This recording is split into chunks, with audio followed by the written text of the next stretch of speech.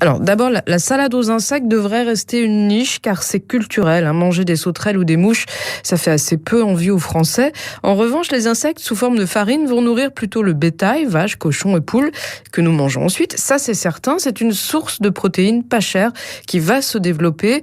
Ce sont des professionnels de l'agroalimentaire et de la grande distribution qui ont répondu à cette enquête. Alors selon eux, la grande tendance qui va se confirmer, ce sont les achats par Internet. Faire ses courses, commander ses repas et se faire livrer.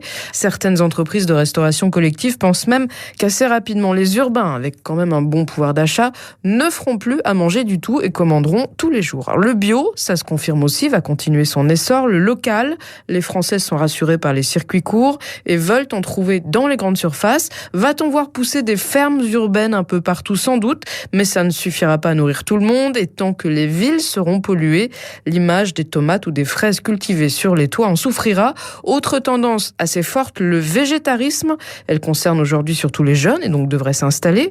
Et puis surtout le flexitarisme. Alors, c'est un mot très moche, mais qu'on va entendre de plus en plus. Ce sont des consommateurs qui continuent à manger de la viande, mais beaucoup moins. Ils achètent de la qualité, des labels, sont prêts à mettre un peu plus cher pour se faire plaisir. Merci Virginie, c'est Notre Planète à retrouver sur rtl.fr.